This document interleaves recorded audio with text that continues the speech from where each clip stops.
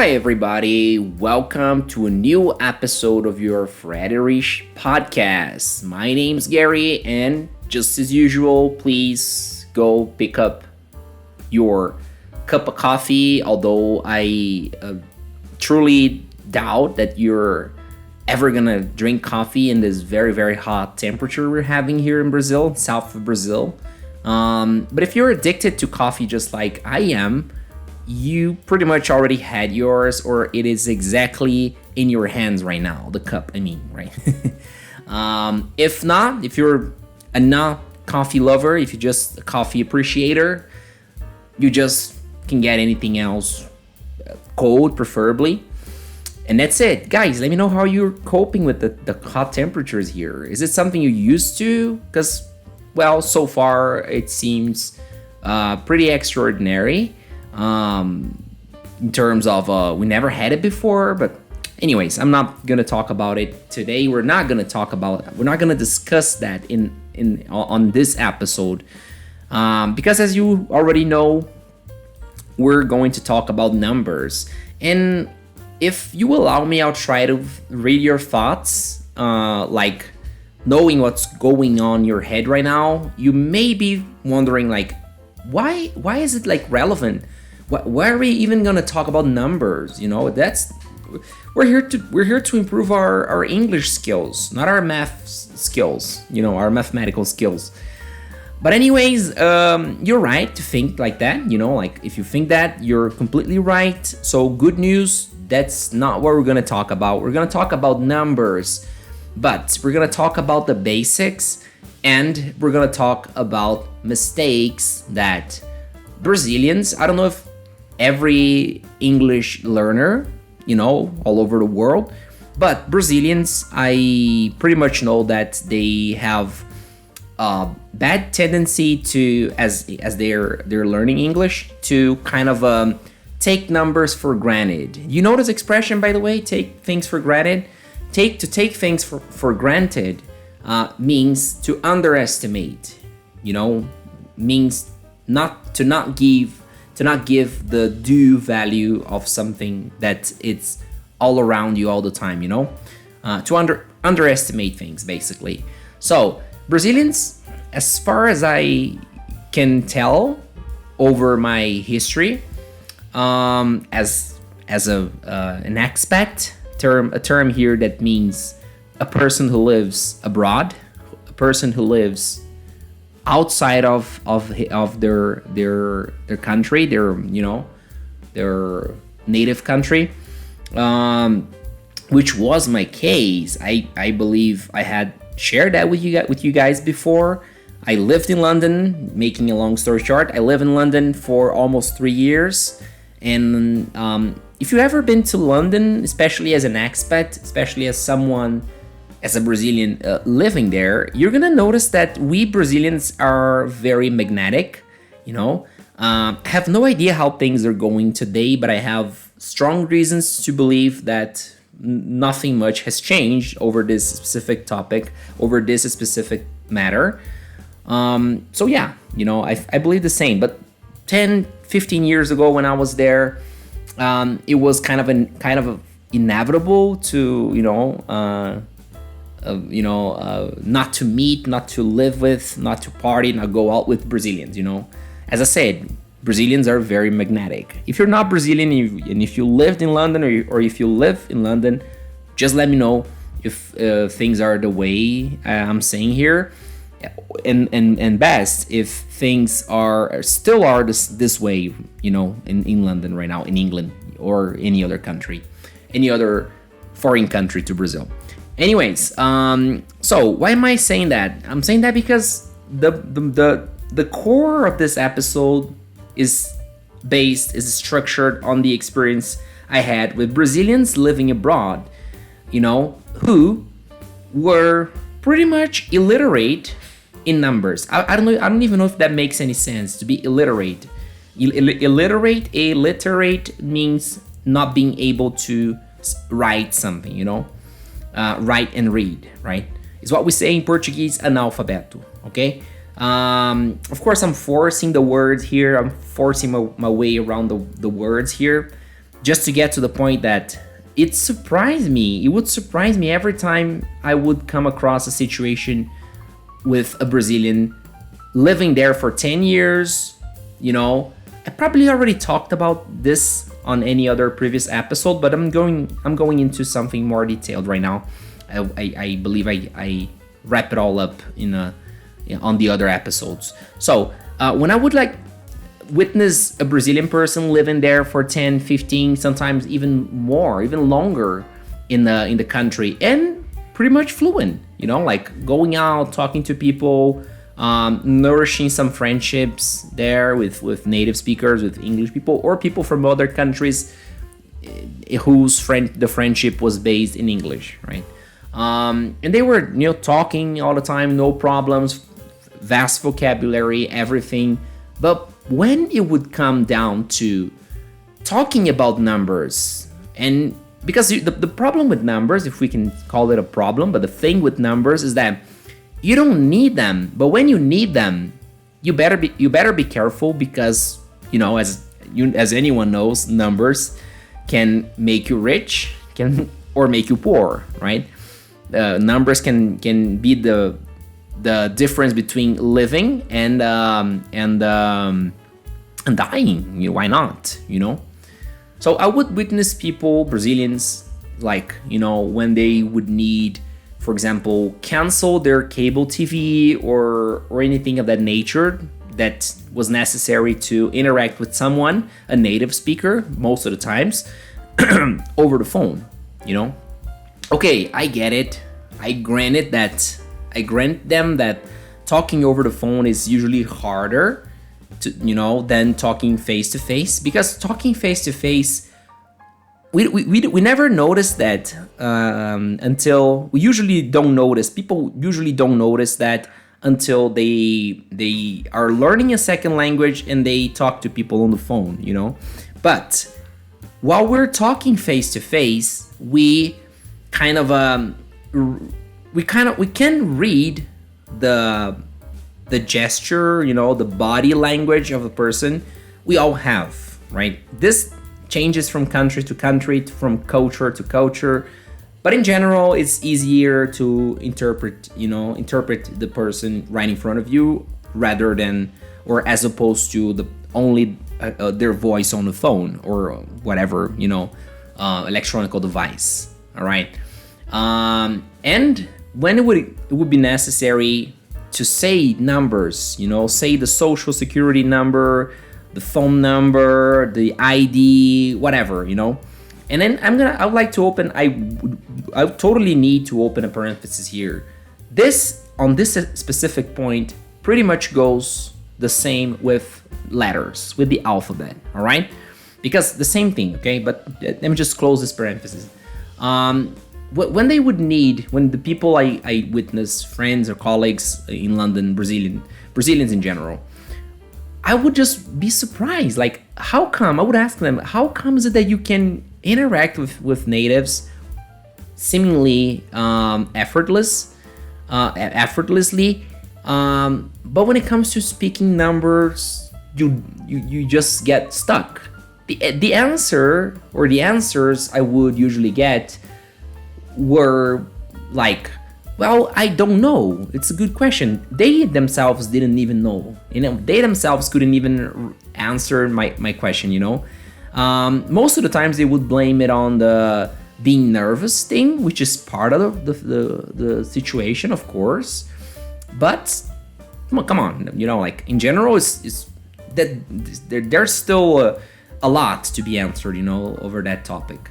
And I spent years without realizing that, until a couple of years later, let's just travel to the future a little bit, 2012, 2013, when I started teaching English, right?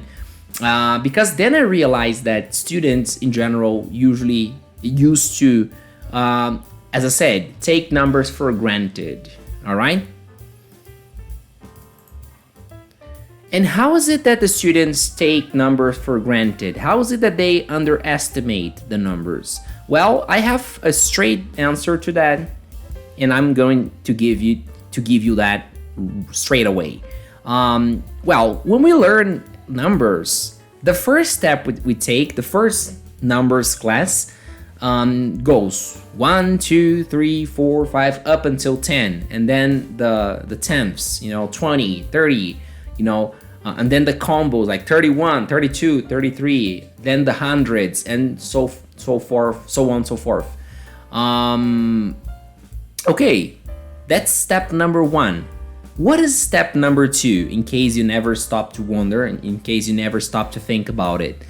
Step number 2, let me just classify step number 1. When you learn the numbers in the sequence, you're memorizing them, and then you may ask me, hey Gary, what, isn't it all? Isn't it all that is necessary to memorize words, right? Yeah, that's good, that's exactly that. But there is a second step that is necessary in order to not go through, this kind of situation or situations like the ones I mentioned before, that is internalizing the numbers, okay? What do I mean by internalizing the numbers? Well, let us not forget that the numbers, before being numbers, are words. And before being words, they're concepts. What do I mean by concepts? A concept is something, according to me, that causes a feeling or an image in your, or both, most of the times both, in your brain, in your mind, For example, if you say the number 4, just randomly 4, well, in my case, the number 4, the way you write it, what it represents in general, pops up in my mind, in a way that I couldn't even describe, I don't know if the same goes in everyone, but I'm pretty much sure that it happens to everyone who has internalized. Natives, first of all, no matter the language we're talking about, but specifically here in English. The thing is, if someone says the number 4 in a conversation, no matter how random this may be, no matter how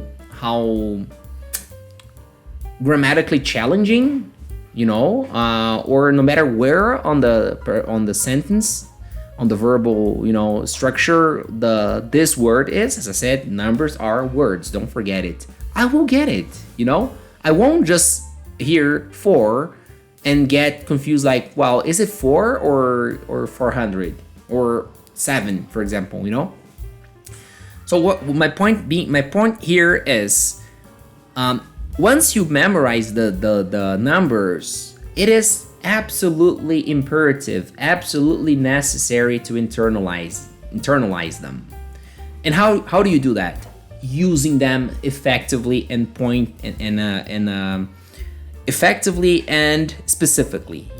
For example, could you just think out loud, or even think out loud, or think or say out loud your phone number in English? Well, you probably would have a kind of a struggle, No matter, some of you would even get stuck. Some of you would just kind of stutter a little bit. But you would. Why is it that? Myself included here. Why is it that? It is because we're not used to saying this number out in English, usually, we are used to say them in Portuguese. If you haven't memorized your phone number in Portuguese, you won't, of course. This exercise isn't for you. But if you have your phone number memorized in Portuguese, if you can just say it out loud, if you speak English reasonably to understand what I'm saying right now, you would, of course, in my opinion, need to know how to say your phone number out loud in English. No matter if it would take you 2 or 3 seconds to kind of order, things inside your head, but you would be able to do that, And here's the thing. Once we memorize the words, in sequence, we have like just half the way gone. Because in real life, numbers don't, usually don't come to us in sequence, much to the contrary, they come all puzzled up, you know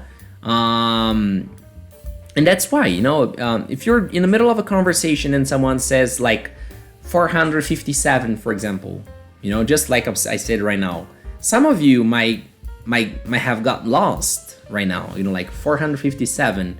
But if someone has internalized, this word will be visualized, inside their head, just as it is inside my head right now when I say it out loud. And no matter any other number, the bigger the number, by the way, the harder it is. All right, like the 120,000, 120,000, 325,000, for example, or even like some different ways of saying it, which I will get there in a few moments.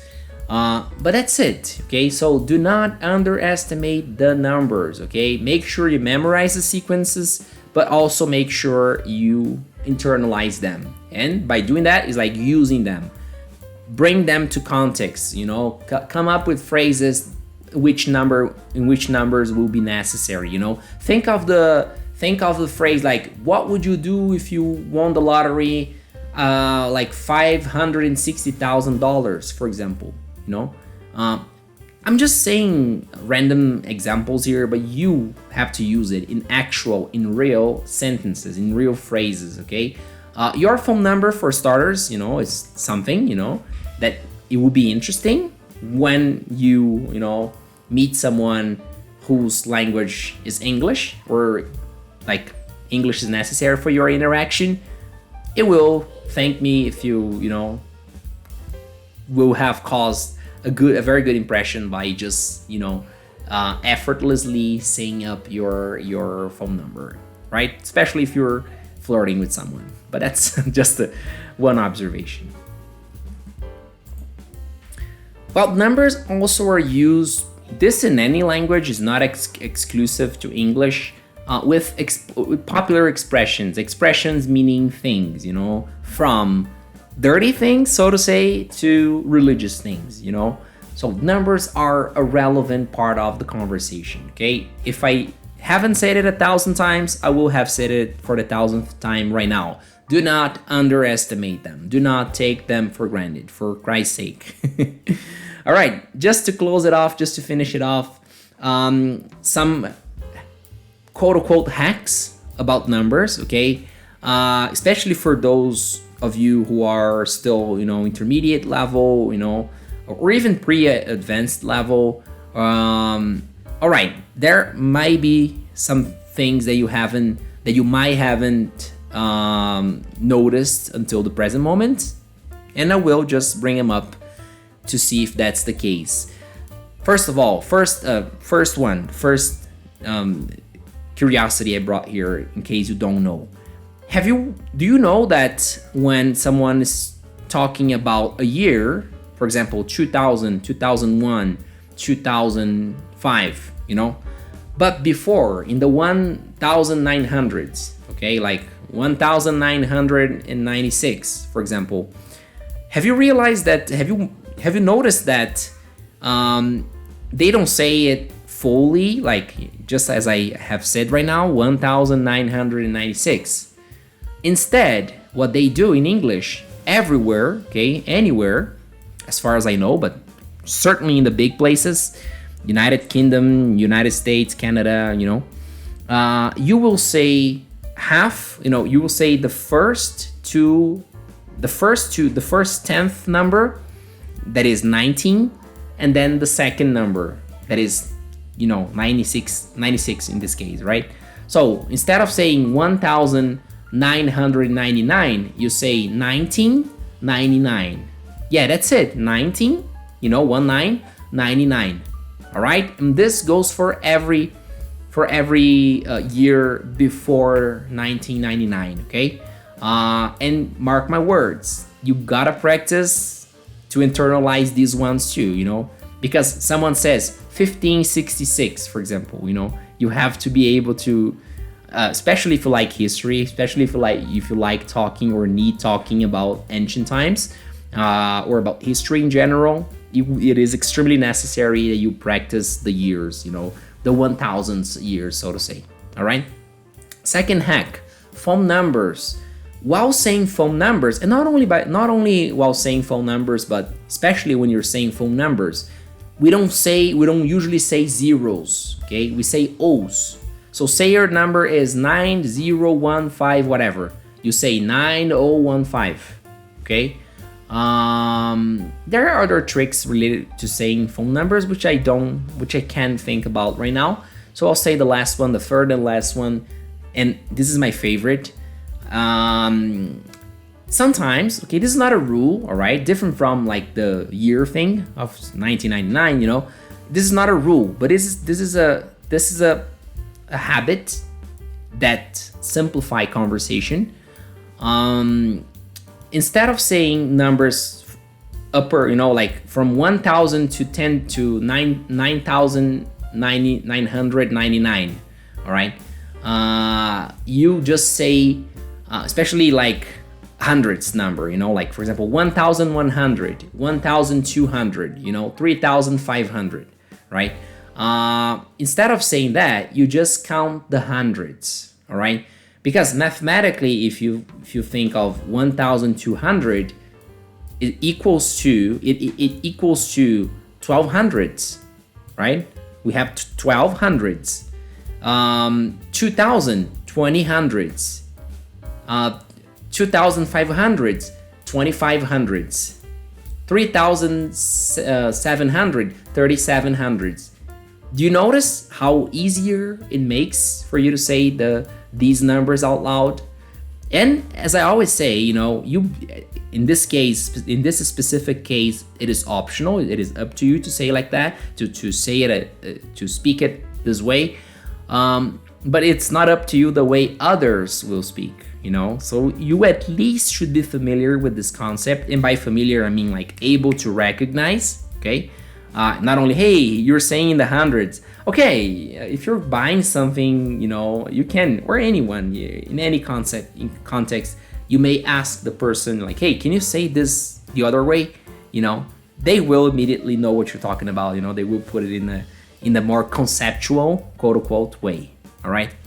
And this is it for this episode. Once again, thank you so very much for your valuable company. I see you in the next episode. Have a great and hot and warm weekend. Hopefully rainy weekend. And I see you in the next one. Bye-bye.